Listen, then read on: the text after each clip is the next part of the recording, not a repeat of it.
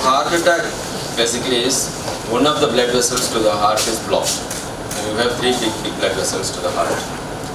So heart attack depends on where the blockage is. So I show the patients like this. This is your heart. You have a left side main blood vessel, one to the front, left anterior descending, one to the circumference, right. The block is here, you will have a very small heart attack. The block is here, the main vessel, almost 2/3 of the heart will be affected. So for example, if a patient has a heart attack in this part, immediately 2/3 will be affected. So the whole pumping action will be reduced. So that particular patient will go into cardiogenic shock. So he has a big heart attack and then cardiogenic shock. Cardiogenic shock is basically the heart's ability to pump enough oxygenated blood to keep the brain and kidneys function. That is gone. So they will have a low blood pressure, and when they come, if you leave it longer, their urine output will be gone. They will not pass urine. The brain function will be gone. So the immediate function of this is, it does what the heart does. So you put through a small tube out to the heart. So it will suck out the oxygenated blood. Because oxygen blood comes from the lungs to the left side of the heart. It will take it out and put it in the main blood pipe. So the brain, kidneys, all the organs gets blood. At the same time, if it is a heart attack that is causing this cardiogenic shock, we can go in and do either stent or surgery safely. While this pump is taking care of the rest of the organs, we can do that. Once we've done that, the heart will improve. And once the heart starts to improve, slowly we'll wean off this pump and remove it. So you can save the patient. Without this, the patient will die. The another type is, without heart attack, directly the heart muscle gets affected. That is the myocarditis. That's the one I showed. Any viral infection, COVID is one viral infection, anything can affect the heart muscle. So when the heart muscle is affected directly by the virus, you need to give time for the heart to recover. At that time, this pump will help. Over 3, 4, 5 days, once that myocarditis gradually improves, then we'll wean it and take it and then support it with drugs. So for all types of heart attack, the operation, this is required? All types of problems where the heart is not able to pump, then this will be the best in terms of supporting.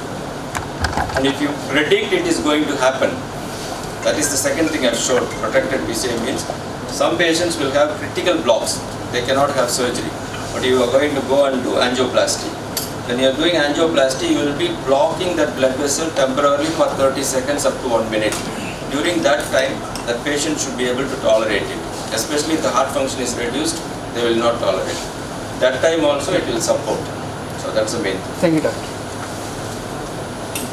Just the elaboration of what Dr. Anand has said. See, the heart attack means heart attack is wide spectrum. One end of the heart attack, there are people who doesn't know that they developed a heart attack also. See, there are people who come for hernia surgery, hydropile surgery. When you take an ECG, we will see a heart attack. If you ask the patient will say, I never had a heart attack. So there are people who are totally asymptomatic.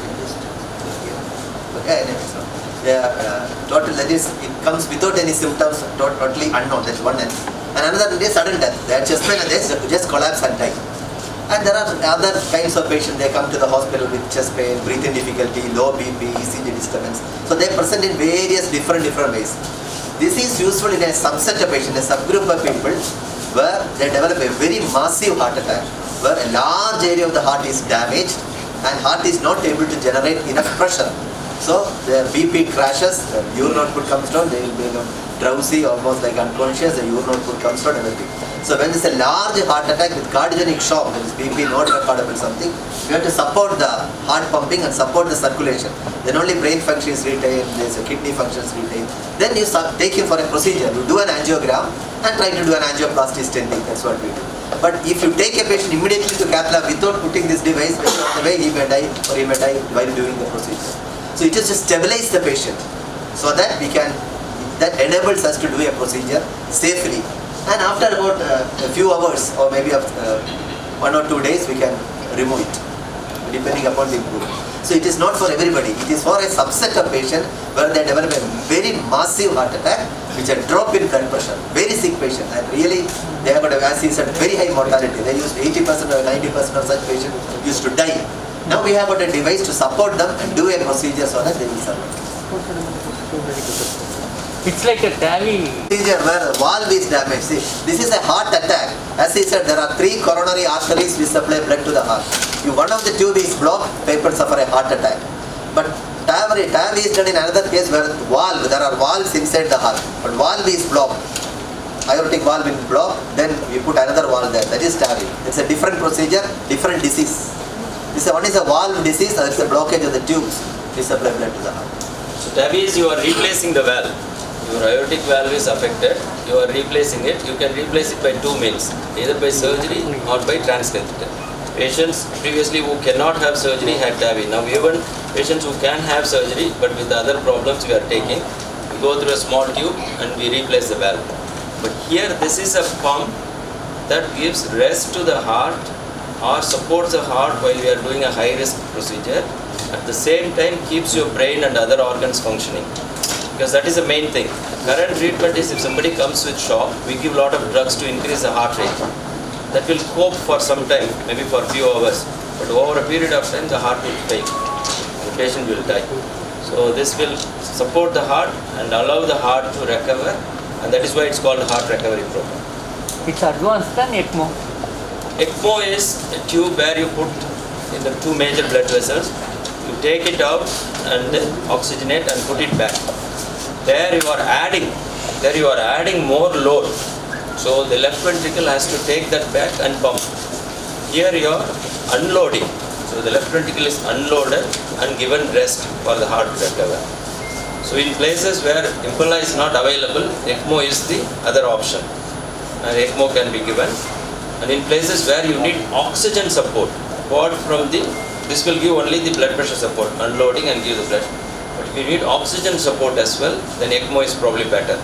Like COVID patient with lung involvement and myocarditis, where you need the blood pressure as well as oxygen support, then ECMO is given.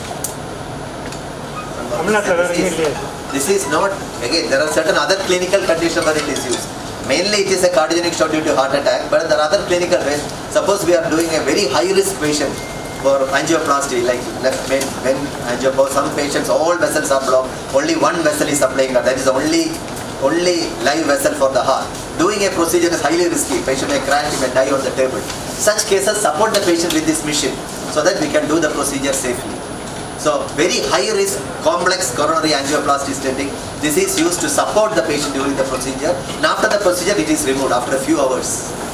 And some patients who are in hospital cardiac arrest, suppose you do a CPR, sometimes BP pulse comes and put the patient on this machine, take them to the cath lab, do an angiogram, find out what happened to the patient. So these are the other subset of patients where it is used. Not for heart attack. Common condition is heart attack, but these are the other 2 conditions.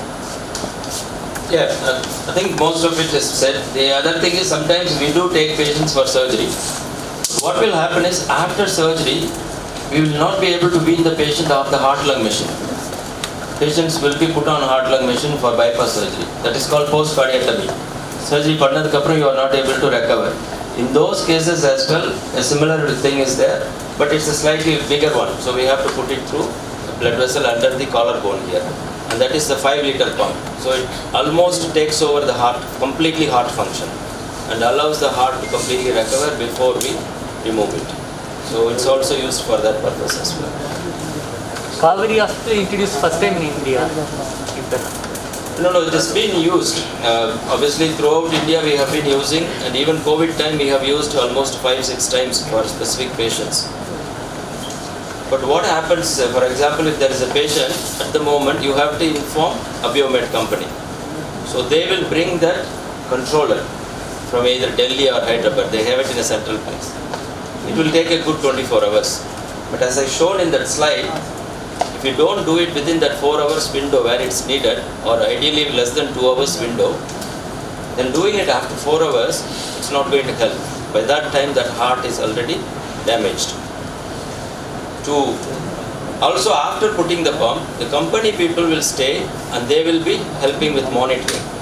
But through this program what is happening is, we are training our own staff who normally do the angiogram and surgery. Our own staffs are trained. Our own cardiologists are trained to put this. So the whole procedure will be done and the controller is in our cath lab. So like any procedure, as soon as the patient needs, immediately it can be done. So you will not lose the patient, and also cost will be less because it is done by our staff, monitored by our staff, and the whole thing belongs to us. So that is the level 1 heart recovery program. And at the moment it is probably the second one in India. First there is one in Delhi and Bangalore, so this is the second one. But as far as Tamil Nadu is concerned, it's the first dedicated level 1 heart recovery program.